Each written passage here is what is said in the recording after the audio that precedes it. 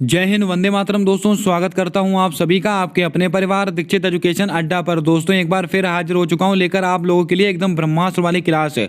दोस्तों 13 जनवरी को जो जो सवाल पूछे गए हैं एसएससी जीडी के अंदर है दोस्तों, उनको हम आपको बताएंगे और उनसे संबंधित जो प्रश्न आपकी परीक्षाओं में बन सकते हैं उसके ऊपर आज हम चर्चा करने वाले हैं। अगर दोस्तों आपने पिछला वीडियो देखा होगा तो आपने नोट किया होगा दोस्तों, आपकी परीक्षा में हूबहू उस वीडियो से 8 से 10 सवाल छपे हुए हैं। आइए दोस्तों शुरू करते हैं आज का जबरदस्त विश्लेषण। सारे सवालों को आप नोट करके रखें और दोस्तों वीडियो को अंत तक देखें, क्योंकि लास्ट में मैं ऐसे सवाल कराने वाला हूं जिनका अभी आने वाले समय में एग्जाम है, उनके लिए रामबाण क्लास साबित होगी। आइए दोस्तों शुरू करते हैं आज की क्लास।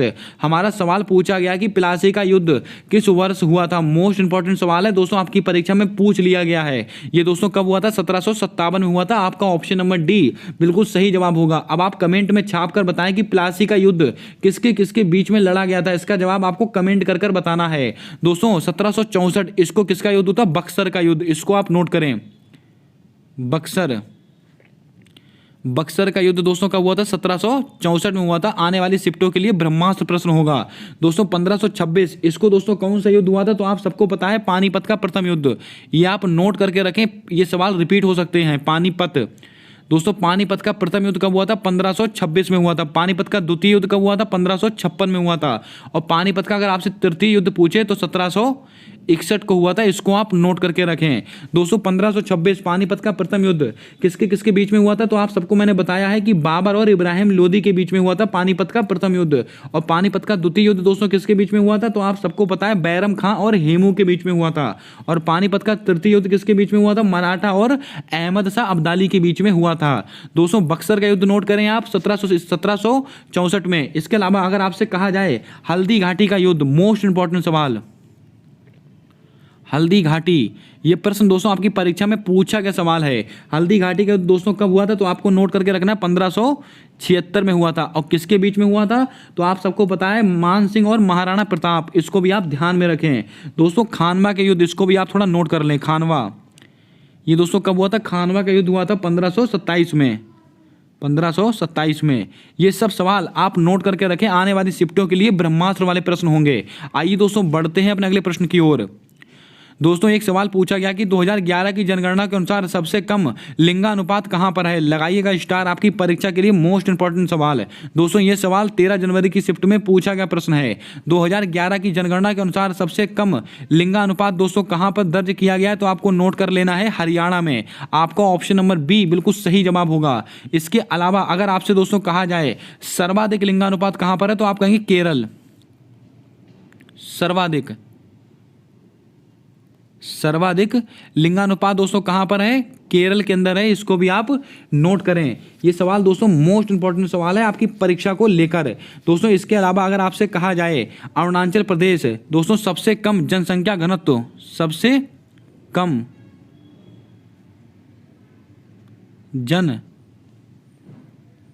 जनसंख्या घनत्व, सबसे कम जनसंख्या घनत्व वाला दोस्तों राज्य कौन सा है? अरुणाचल प्रदेश। ये दोस्तों सबके सब 2011 की जनगणना के अनुसार ही बता रहा हूं मैं आपको। 2011 की जनगणना के अनुसार सबसे कम जनसंख्या घनत्व वाला राज्य कौन सा? अरुणाचल प्रदेश। अगर दोस्तों सबसे ज्यादा जनसंख्या घनत्व वाला राज्य पूछे तो आप कहेंगे दिल्ली। तो आप क्या कहेंगे? दिल्ली। इसको आप नोट करें। इसके अलावा अगर आपसे सवाल पूछा जाए 2011 की जनगणना के अनुसार सबसे कम साक्षरता वाला, सबसे कम साक्षरता वाला राज्य कौन सा है? बिहार। और सर्वाधिक साक्षरता दोस्तों कहां पर है? केरल में।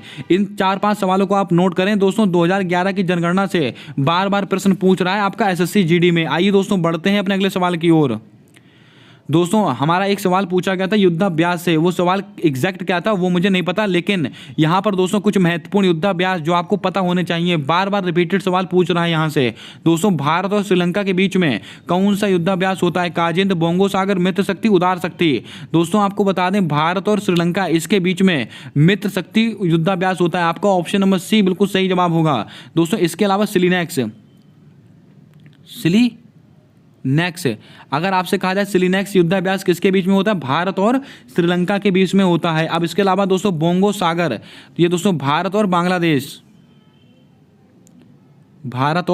बांग्लादेश के बीच में होता है बोंगो सागर। एक दोस्तों संप्रीति, एक दोस्तों संप्रीति एक्सरसाइज है, किसके बीच में होती है? भारत और बांग्लादेश के बीच में। दोस्तों भारत और कजाकिस्तान के बीच में होता है काजिंद, कजाकिस्तान।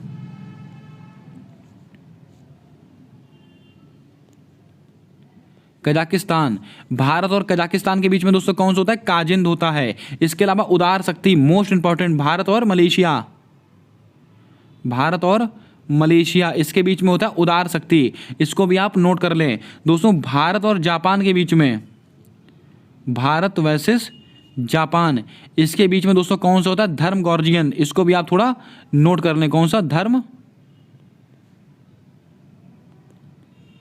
गॉर्जियन। धर्म गॉर्जियन युद्धाभ्यास किसके बीच होता है? भारत और जापान के बीच में। ये सवाल भी आप नोट करें, इतने युद्धाभ्यास आपको पता होने चाहिए। अब आप दोस्तों कमेंट कर बताएं कि वज्र प्रहार युद्धाभ्यास किन किन देशों के बीच में होता है, इसका जवाब आपको कमेंट कर बताना है। आइए दोस्तों बढ़ते हैं अपने अगले और अति महत्वपूर्ण सवाल की ओर। दोस्तों एक मुख्यमंत्री का सवाल आपकी परीक्षा में पूछा जा रहा है। दिल्ली के मुख्यमंत्री पूछे गए थे दोस्तों SSC GD की परीक्षा में, किसको नहीं पता होगा? दोस्तों कुछ महत्वपूर्ण मुख्यमंत्री मैं आपको यहाँ पर नोट कराता हूँ, जल्दी से नोट कर लेना। दोस्तों महाराष्ट्र के नए मुख्यमंत्री किसको नियुक्त किया गया है? तो आपको नोट करके रखना है एकनाथ शिंदे। आपका ऑप्शन नंबर बी बिल्कुल सही जवाब होगा। इसके अलावा अगर आपसे कहा जाए डॉक्टर मानिक साहा, ये दोस्तों कहां के मुख्यमंत्री बने? त्रिपुरा के। ये दोस्तों कहां के बने? त्रिपुरा के मुख्यमंत्री बने हैं। इसके अलावा अगर आपसे कहा जाए राहुल नार्वेकर, ये नाम मोस्ट इंपॉर्टेंट रहेगा। अगर आपसे कहा जाए सबसे युवा स्पीकर, सबसे युवा स्पीकर, दोस्तों सबसे युवा स्पीकर महाराष्ट्र में बने और भारत के भी दोस्तों सबसे युवा स्पीकर हैं। कौन है? राहुल नार्वेकर। इनका नाम आप याद करके रखें। डॉक्टर मानिक साहा कहाँ के मुख्यमंत्री हैं? त्रिपुरा के। और दोस्तों महाराष्ट्र के मुख्यमंत्री का नाम क्या है? एकनाथ शिंदे। पुष्कर सिंह धामी, ये दोस्तों कहाँ के मुख्यमंत्री? उत्तराखंड के मुख्यमंत्री हैं पुष्कर सिंह धामी। आइए दोस्तों कुछ महत्वपूर्ण मुख्यमंत्री आप नोट करें, जैसे कि गोवा, अभी दोस्तों यहाँ पर विधानसभा के चुनाव हुए थे गोवा, इसके मुख्यमंत्री कौन है? प्रमोद सावंत। प्रमोद सावंत दोस्तों गोवा के मुख्यमंत्री हैं। इसके अलावा अगर आपसे कहा जाए मणिपुर, मणिपुर इसके मुख्यमंत्री कौन है? वीरेंद्र सिंह, वीरेंद्र सिंह।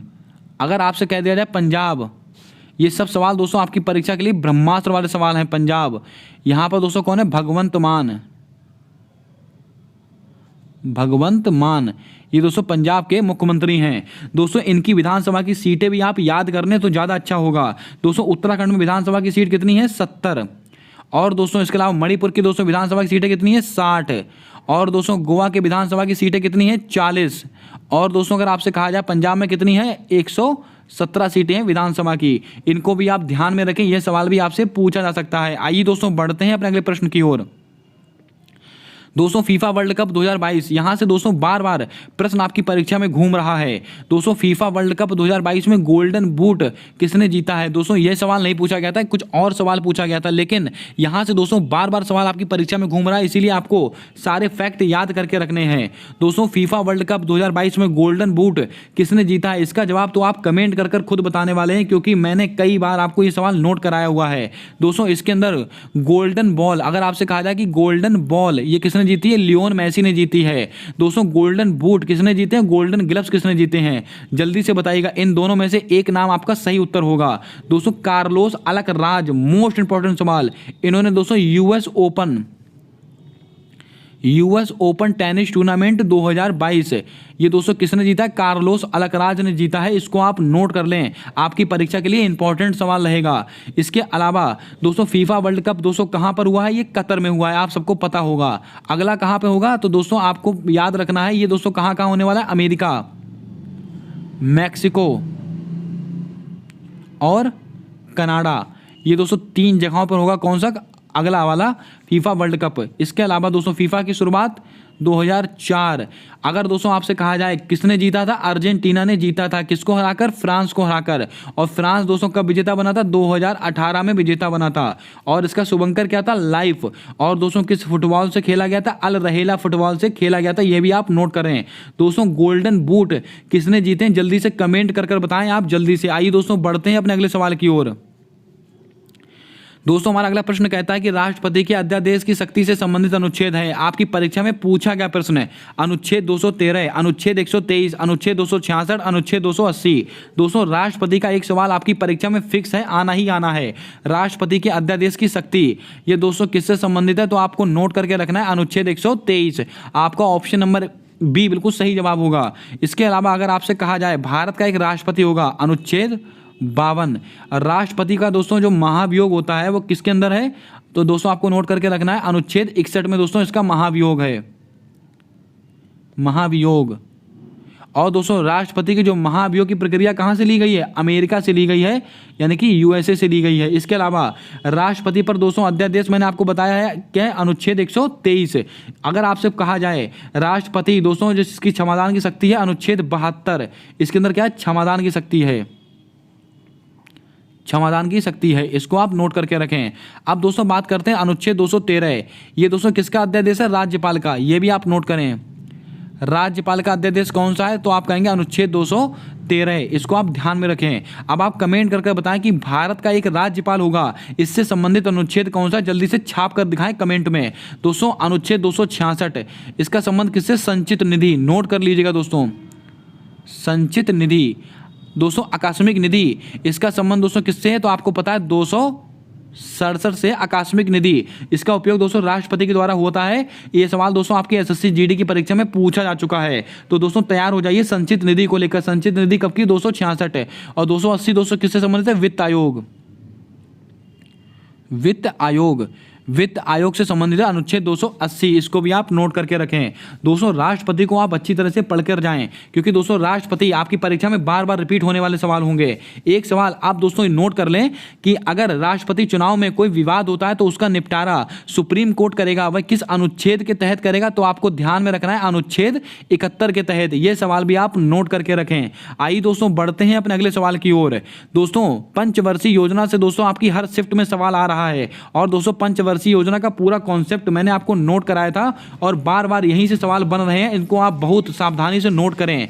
इससे पहले जल्दी से दोस्तों वीडियो को लाइक जरूर कर दें। अगर आप चैनल पर नए हो तो चैनल को सब्सक्राइब करके बेल वाला आइकन ध्यान से दबा लें, क्योंकि आने वाली सारी वीडियोस के अपडेट आप तक आसानी से पहुंचते रहेंगे। दोस्तों वीडियो को लास्ट तक देखें, तभी आप यहां से कुछ अच्छी जानकारी प्राप्त कर पाएंगे। हमारा सवाल कहता है कि तीसरी पंचवर्षीय योजना की शुरुआत कब हुई थी। यह सवाल आपकी एसएससी जीडी में पूछा गया प्रश्न है, तो आप सबको मैंने दोस्तों लाइन से नोट कराया है।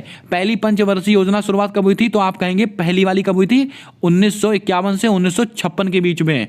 फिर दूसरी पंचवर्षीय योजना की शुरुआत कब हुई थी, 1956 से 1961 के बीच में। और तीसरी पंचवर्षीय योजना की शुरुआत कब हुई थी, तो आप कहेंगे 1961 से 1966 के बीच में। आपसे पूछा क्या गया, तीसरी वाली, तो आपका ऑप्शन नंबर सी बिल्कुल सही जवाब हो जाएगा। इसको आप मोस्ट इंपॉर्टेंट में नोट करें। इसके अलावा अगर आपसे कहा जाए कौन सी पंचवर्षीय योजना किससे संबंधित है, तो दोस्तों मैंने आपको नोट कराया था कि पहली पंचवर्षीय योजना ये किस मॉडल पर आधारित है, हैरात मॉडल, हैरात मॉडल। ये दोस्तों हैरात मॉडल पर आधारित है। कौन सी, पहली वाली पंचवर्षीय योजना। दूसरी वाली पंचवर्षीय योजना दोस्तों महालनोबिस मॉडल पर आधारित है,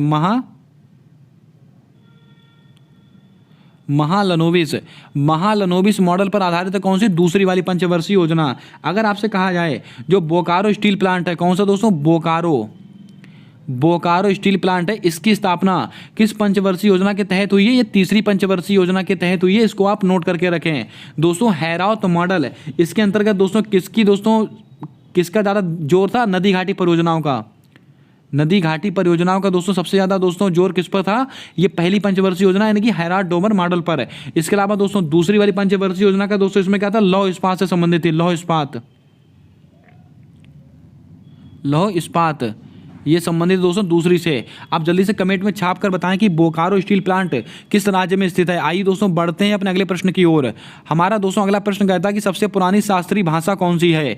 दोस्तों एक शास्त्रीय भाषा आपकी परीक्षा में पूछी ही जा रही है। इन शास्त्रीय भाषा और शास्त्रीय नृत्य इनको आप रट डालेगा, आपकी परीक्षा में 2 से 1 नंबर पक्का मिलने वाला है आपको। दोस्तों सबसे पुरानी शास्त्रीय भाषा हमसे पूछी गई है, तो आपको ध्यान में रखना है सबसे पुरानी शास्त्रीय भाषा कौन सी है। ये है तमिल। कब की है, 2004 की है। ये सवाल भी आपको याद होने चाहिए। ये दोस्तों कब की है, 2004 की है। उड़िया दोस्तों सबसे नवीनतम भाषा है, सबसे नवीनतम भाषा। कब की है ये, 2014 की है। इसको आप रीचेक कर लेंगे। दोस्तों मलयालम ये कब की है, 13 की है। इसके अलावा दोस्तों तेलुगु और कन्नड़, तेलुगु और कन्नड़ ये दोस्तों कब की हैं? ये 2008 की हैं। इसको भी आप थोड़ा रीचेक कर लेंगे। इसके अलावा एक बचती है संस्कृत, संस्कृत, और ये कब की? 2005 की है। इसको भी आप ध्यान में रखें। ये दोस्तों 6 शास्त्रीय भाषाएं होती हैं। आपसे ये भी सवाल पूछा जा सकता है कि कुल कितनी शास्त्रीय भाषाएं हैं? कुल 6 शास्त्रीय भाषाएं कौन कौन सी? उड़िया, मलयालम, तेलुगु, कन्नड़, तमिल और संस्कृत। इनके दोस्तों वर्ष भी मैंने आपको नोट करा दिए हैं। इनको आप नोट कर लें और रट डालें। आपकी परीक्षा में कोई सा भी प्रश्न आपसे पूछा जा सकता है। आइए दोस्तों बढ़ते हैं अपने अगले सवाल की ओर। हमारा अगला प्रश्न कहता है कि कुचिपुड़ी शास्त्रीय नृत्य का संबंध किस राज्य से है? ये लीजिए दोस्तों, आपकी परीक्षा का सवाल है ये। झारखंड, मिजोरम, मेघालय, आंध्र प्रदेश। एक सवाल और दोस्तों शास्त्रीय भाषा और एक सवाल शास्त्रीय नृत्य। आपकी परीक्षा में बार बार रिपीट हो रहा है। कुचिपुड़ी शास्त्रीय नृत्य ये दोस्तों कहाँ का है? तो आपको याद में रखना, ये आंध्र प्रदेश का है। इसको आप ध्यान में रखें। दोस्तों झारखंड, झारखंड से दोस्तों सरहुल फेस्टिवल, सरहुल ये कहाँ का है? झारखंड का। मिजोरम, दोस्तों मिजोरम में दोस्तों कौन से हैं? चेराव, चेराव फेस्टिवल कहाँ मनाता है? मिजोरम में मनाया जाता है। या दोस्तों चापचार, चापचार कूट महोत्सव ये कहाँ का है? दोस्तों मिजोरम का। मेघालय, दोस्तों इसको मैंने आपको नोट कराया था। अगर आपसे कहा जाए सर्वाधिक वर्षा, गारो, खासी,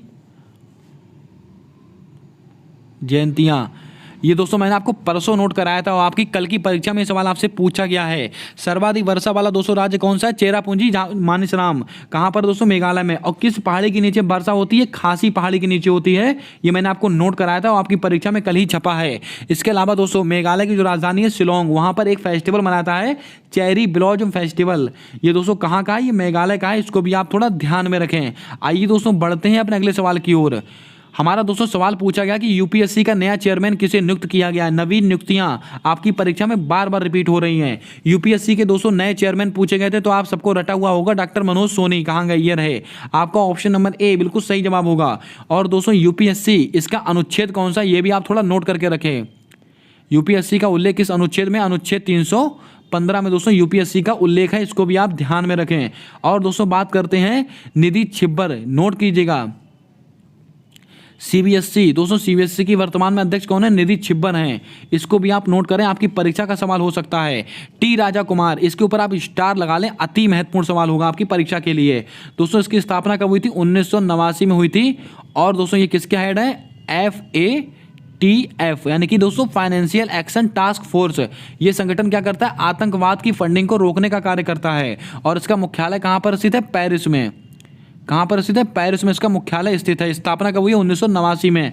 और उसके हेड कौन है? टी राजा कुमार। इनको आप नोट कर लें, आपकी परीक्षा के ब्रह्मास्त्र वाले सवाल हैं। दिनकर गुप्ता, NIA यानी कि दोस्तों नेशनल इन्वेस्टिगेशन एजेंसी, इसके दोस्तों वर्तमान में हेड कौन है? दिनकर गुप्ता जी हैं। इसको भी आप ध्यान में रखें। यह सवाल भी आपकी परीक्षा में आपसे पूछा जा सकता है। दोस्तों कमेंट में छाप कर बताएं NCERT के नए निदेशक किसको नियुक्त किया गया है? जल्दी से कमेंट में छाप कर बताएं। आइए दोस्तों बढ़ते हैं अपने अगले सवाल की ओर। दोस्तों हमारा सवाल पूछा गया कि ईडन गार्डन स्टेडियम कहाँ पर स्थित है? बिल्कुल हलवा सवाल। कोलकाता में, उड़ीसा में, त्रिपुरा में, नई दिल्ली में। दोस्तों आप सबको पता है कि ईडन गार्डन स्टेडियम कहाँ पर स्थित है? कोलकाता में स्थित है। आपका ऑप्शन नंबर ए बिल्कुल सही जवाब होगा। अब तैयार हो जाइए दोस्तों। उड़ीसा, उड़ीसा में क्या है? Birsa Munda stadium, Birsa Munda stadium. दोस्तों बिरसा मुंडा स्टेडियम कहाँ पर स्थित है? तो आप कहेंगे त्रिपुरा, सॉरी दोस्तों उड़ीसा में स्थित है।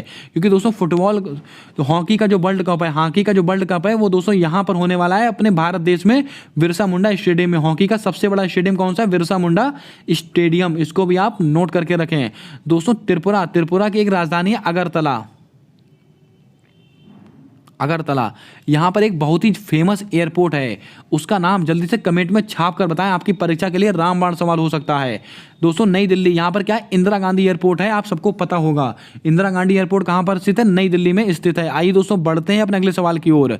दोस्तों ये सवाल पूछा गया कि सोनल मान सिंह का संबंध किस नृत्य से है? ये देखिए दोस्तों, एक नृत्य आपकी परीक्षा में पक्का ही पूछा जाएगा। पिंडवानी नृत्य, उड़ीसी, मोहिनीअट्टम या कथकली। क्या होगा आपका सही जवाब? जल्दी से बताएं। दोस्तों आपको बता दें सोनल सिंह, सोनल मान सिंह, इनका संबंध किस नृत्य से है? ये उड़ीसी नृत्य से संबंधित है। आपका ऑप्शन नंबर बी बिल्कुल राइट और परफेक्ट जवाब होगा। इनका संबंध किससे? उड़ीसी नृत्य से है। इसको भी आप नोट करके रखें, ये सवाल मोस्ट इंपॉर्टेंट रहेगा आपकी परीक्षा को लेकर। दोस्तों पिंडवानी नृत्य, इसका संबंध कहां से? छत्तीसगढ़। छत्तीसगढ़, पिंडवानी नृत्य का संबंध छत्तीसगढ़ से। और इसकी फेमस दोस्तों कलाकार कौन है? तीजन बाई। तीजन बाई, यह भी आप नोट करके रखें। दोस्तों मोहिनीअट्टम और कथकली, ये दोस्तों कहाँ के हैं? तो दोस्तों जल्दी से आप बताएंगे, केरल। और दोस्तों भरतनाट्यम, भरतनाट्यम दोस्तों कहाँ का है? तमिलनाडु। और दोस्तों इसके अलावा कथक, ये दोस्तों कहाँ का है? ये उत्तर प्रदेश का है। इसको भी आप नोट करके रखें। दोस्तों पिंडवानी नृत्य कहाँ का है? छत्तीसगढ़ का। उड़ीसी दोस्तों उड़ीसा का है। और इसकी फेमस कलाकार कौन है? सोनल सिंह। मोहिनीअट्टम कथकली केरल के हैं। भरतनाट्यम तमिलनाडु का है। कथक यूपी का है। अब दोस्तों आप कमेंट करके बताएं कि असम, दोस्तों असम में दोस्तों कुछ महत्वपूर्ण फेस्टिवल हैं, जैसे कि बगरुम्बा, बिहू, ये सब दोस्तों कहाँ के संबंधित है? असम से संबंधित हैं। दोस्तों अब आप कमेंट करके बताएंगे कि पंडित बिरजू महाराज, इनका संबंध किस दोस्तों नृत्य से है? इसका जवाब आपको कमेंट कर बताना है। पंडित बिरजू महाराज, ये सवाल भी आपकी परीक्षा में आपसे पूछा जा सकता है। आइए दोस्तों बढ़ते हैं अपने अगले सवाल की ओर। दोस्तों में अगला प्रश्न कहता है कि शुंग वंश का प्रथम राजा कौन था? ये लीजिए, आपकी परीक्षा का सवाल है ये। शुंग वंश का प्रथम राजा कौन था? राजराज प्रथम, दंती दुर्ग, पुष्पमित्र या बिंबिसार? क्या होगा आपका सही जवाब? जल्दी से बताएं। शुंग वंश, इसका दोस्तों प्रथम राजा कौन था? तो आपको ध्यान में रखना है, ये पुष्पमित्र था। आपका ऑप्शन नंबर सी बिल्कुल राइट और परफेक्ट जवाब होने वाला है। दोस्तों अब कुछ महत्वपूर्ण वंश और उनके संस्थापक आप नोट कर लें, आपकी परीक्षा में हूबहू सवाल आपको देखने को मिलेगा। राजराज प्रथम, ये दोस्तों कौन से? चोल वंश के संस्थापक हैं। चोल वंश का सबसे शक्तिशाली शासक। चोल वंश का सबसे शक्तिशाली शासक, अगर आपसे कह दिया जाए चोल वंश का सबसे शक्तिशाली शासक कौन है? राजराज प्रथम। इसको भी आप नोट करके रखें। इसके अलावा अगर दोस्तों आपसे कह दिया जाए दंती दुर्ग, ये दोस्तों किसका है? राष्ट्रकूट वंश का संस्थापक है। राष्ट्रकूट, राष्ट्रकूट वंश, अगर आपसे कहा जाए राष्ट्रकूट वंश का संस्थापक कौन है? दंती दुर्ग। बिंबिसार, ये दोस्तों किस वंश के संस्थापक हैं? जल्दी से कमेंट करके बताएं आप। हर्यक वंश, हर्यक वंश, इसके संस्थापक कौन है? तो आप कहेंगे बिंबिसार हैं। इसको भी आप नोट करके रखें। आइए दोस्तों बढ़ते हैं अपने अगले सवाल की ओर।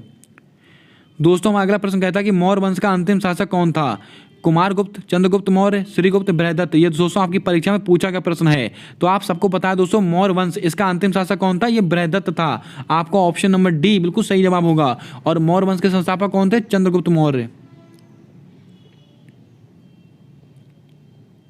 चंद्रगुप्त मौर्य, ये दोस्तों मौर्य वंश के संस्थापक थे। ये भी आपको पता होना चाहिए, आपको नोट करके रखना है।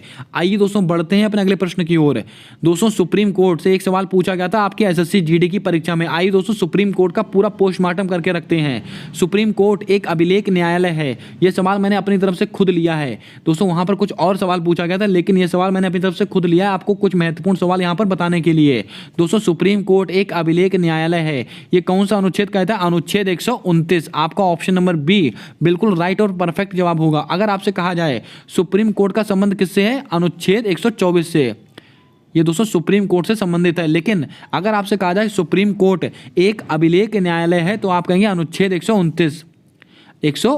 इसके अलावा अगर दोस्तों आपसे कह दिया जाए सुप्रीम कोर्ट 5 प्रकार की रिट जारी करता है, जो सुप्रीम कोर्ट होता है 5 प्रकार की रिट जारी करता है अनुच्छेद 32 के तहत। और अनुच्छेद 32 दोस्तों क्या है? संवैधानिक उपचारों का अधिकार, जिसे दोस्तों डॉक्टर भीमराव अंबेडकर ने संविधान की आत्मा कहा है। आप सबको नोट करके रखना है। ये दोस्तों आर्टिकल 32 आर्टिकल, अगर आपसे कह दिया जाए कि किस आर्टिकल के तहत सुप्रीम कोर्ट 5 प्रकार की रिट जारी करता है, तो आप कहेंगे अनुच्छेद 32।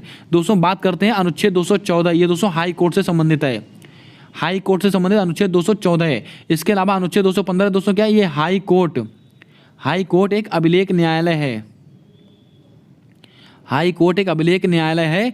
ये दोस्तों कौन सा अनुच्छेद कहता है? अनुच्छेद 215 है। इसके अलावा हाई कोर्ट दोस्तों 6 प्रकार की रिट जारी करता है। हाई कोर्ट जो होता है 6 प्रकार की रिट जारी करता है। किस अनुच्छेद के तहत? अनुच्छेद 26 के तहत इसको भी आप नोट करके रखें। 8 से 10 सवाल मैंने बताए हैं, सारे सवाल आप नोट कर लें। कोई सा भी सवाल आपकी परीक्षा में आपको टकरा सकता है, आपको नंबर दिला सकता है। आइए दोस्तों बढ़ते हैं अपने अगले सवाल की ओर। दोस्तों हमारा यहाँ से कुछ महत्वपूर्ण सवाल शुरू होते हैं जो मैंने खुद से यहाँ पर तैयार किए हैं। भुइयां बांचो मुनप्पा नृत्य का संबंध किस राज्य से है? ऐसे ही सवाल पूछ रहा है एसएससी जीडी। तो मैंने आपको दोस्तों ये सवाल कराया हुआ है। ये दोस्तों अरुणाचल प्रदेश से संबंधित है। आपका ऑप्शन नंबर सी बिल्कुल सही जवाब होगा। भुइयां हो गया, बांचो हो गया, मुनप्पा हो गया, ये सब नृत्य का संबंध किससे? अरुणाचल प्रदेश से। असम, असम में दोस्तों कौन कौन से हैं? तो आप कहेंगे बगरुम्बा, बगरुम्बा, बिहू, सत्रिया, ये सब दोस्तों कहाँ संबंधित है? असम से संबंधित। मणिपुरी, दोस्तों मणिपुर, इसका दोस्तों इसमें कौन से संबंधित है? जल्दी से बताएं दोस्तों। छत्तीसगढ़, इसको पिंडवानी मैंने आपको बता दिया है, पिंडवानी, ये भी आप थोड़ा ध्यान में रखें। ये सब नृत्य आपकी परीक्षा के लिए अति महत्वपूर्ण है। आइए दोस्तों बढ़ते हैं अपने अगले सवाल की ओर। हमारा अगला प्रश्न कहता है कि अर्न विद लर्न योजना का संबंध किस राज्य से है? दोस्तों एक योजना आपकी परीक्षा में 100% आपसे पूछी जा रही है। कर्नाटक, त्रिपुरा, पंजाब, महाराष्ट्र। तो मैंने दोस्तों आपको नोट कराया हुआ है अर्न विद लर्न योजना। कहाँ की योजना? ये त्रिपुरा की योजना है। आपका ऑप्शन नंबर बी बिल्कुल सही जवाब होगा। इसके अलावा एक योजना दोस्तों श्रमी कल्याण योजना, चा श्रमिक कल्याण योजना, इसका संबंध दोस्तों किससे है? तो आप कहेंगे त्रिपुरा से ही है। और अर्न विद लर्न योजना त्रिपुरा की योजना है। पंजाब की दोस्तों एक योजना है एक विधायक एक पेंशन योजना, एक विधायक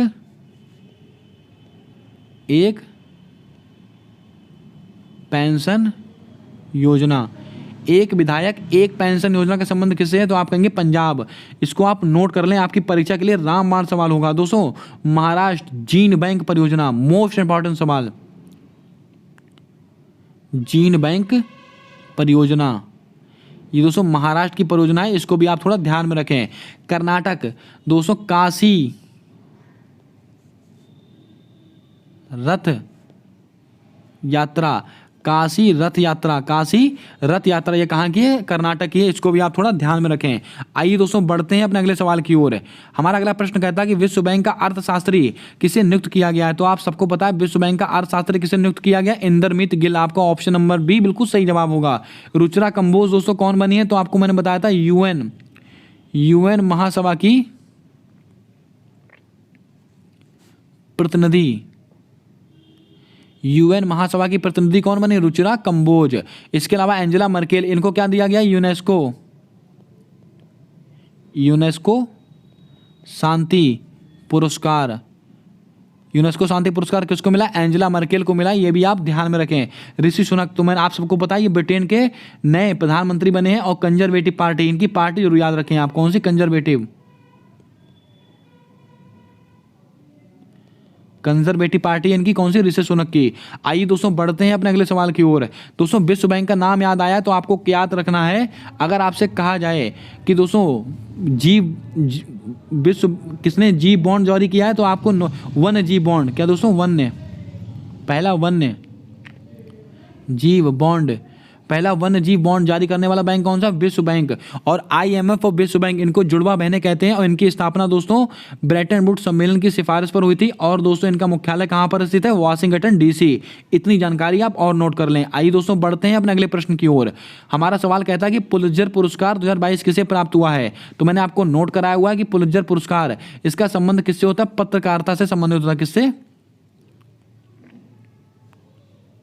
पत्रकारिता से संबंधित होता है पुलित्जर पुरस्कार। किसको मिला है? ये फहमीदा अजीम को मिला है। कहाँ की दोस्तों पत्रकार है? बांग्लादेश। ये दोस्तों बांग्लादेश की पत्रकार है। कौन? फहमीदा अजीम। इनको दोस्तों पुलित्जर पुरस्कार मिला। फ्रांसिस कैरे, इनको मिला प्रतिजर पुरस्कार। प्रतिजर ये दोस्तों किससे संबंधित हो? वास्तुकला से संबंधित होता है। वास्तुकला। अगर आपसे कहा जाए पुलित्जर पुरस्कार का संबंध किससे है? तो आप कहेंगे पत्रकारिता से। लेकिन प्रतिजर पुरस्कार का संबंध किससे है? तो आप कहेंगे वास्तुकला को। और दोस्तों किसको मिला? फ्रांसिस कैरे को। इसके अलावा नीना गुप्ता, इनको दोस्तों कौन सा मिला? रामानुजम पुरस्कार। रामानुजन पुरस्कार किसको मिला? नीना गुप्ता को मिला है। आइए दोस्तों बढ़ते हैं अपने अगले सवाल की ओर। दोस्तों स्टैचू ऑफ प्रोस्पेरिटी का अनावरण कहां पर किया गया है? इस सवाल के ऊपर आप स्टार लगा के रखें, यहां से सवाल 100% आपसे पूछे जाने की संभावना होगी। दोस्तों स्टैचू ऑफ प्रोस्पेरिटी ये कहां पर स्थित है? तो आप सबको मैंने बताया ये बेंगलुरु में स्थित है। आपका ऑप्शन नंबर डी बिल्कुल सही जवाब होगा। और कौन सी एयरपोर्ट पर? कैंपगोड़ा,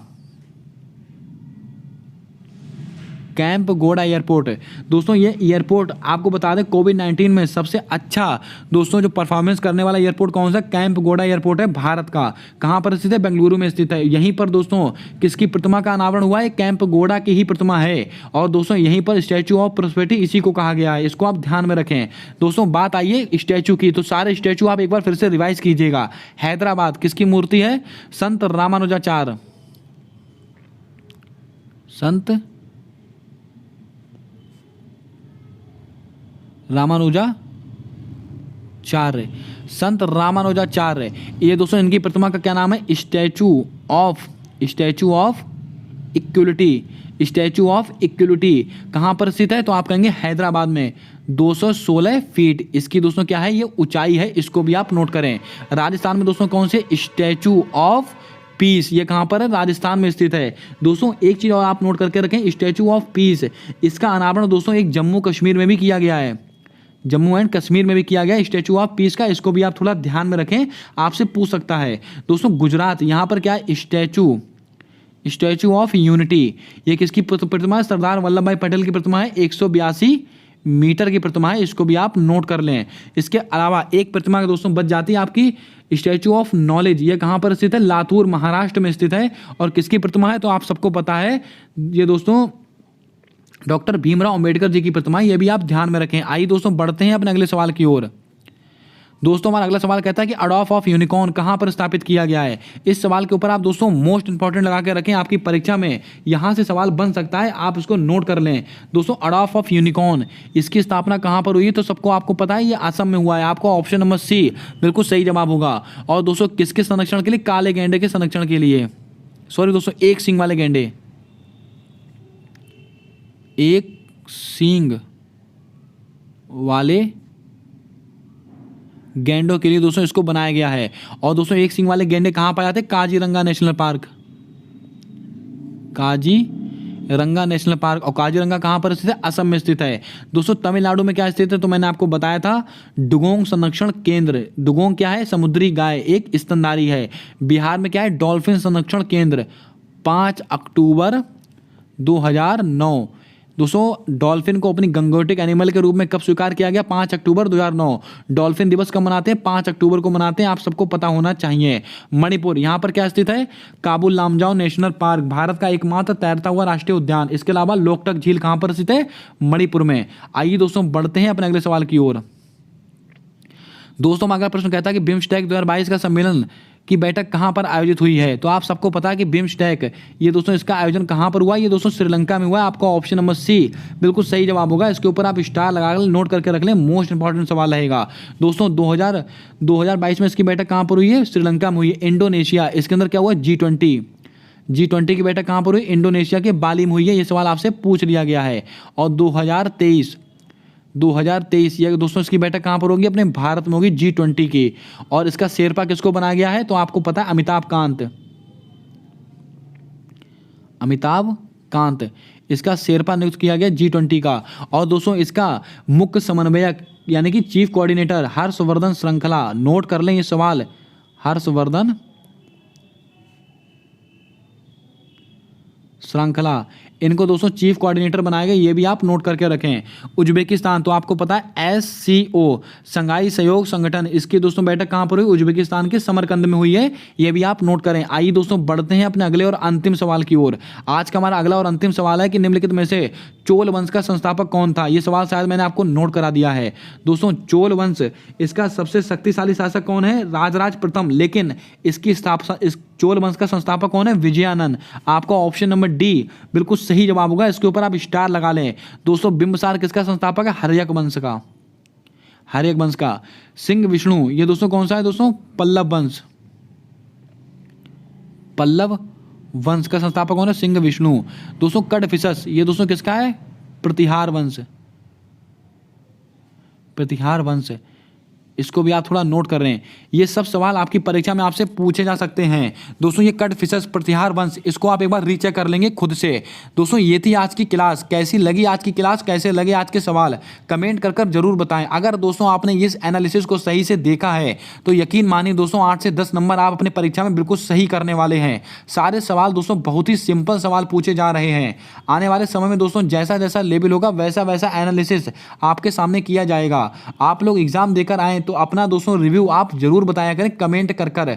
अगर दोस्तों क्लास अच्छी लगी तो क्लास को लाइक जरूर कर दें। चैनल पर नए हो तो चैनल को सब्सक्राइब करके बेल वाला आइकन ध्यान से दबा लें, क्योंकि आने वाली सारी वीडियोस के अपडेट आप तक आसानी से पहुंचते रहेंगे। मिलते हैं आने वाली अगली वीडियो में एक नए एनालिसिस के साथ। तब तक के लिए जय हिंद, जय भारत। दोस्तों अपना सपोर्ट बनाकर रखें।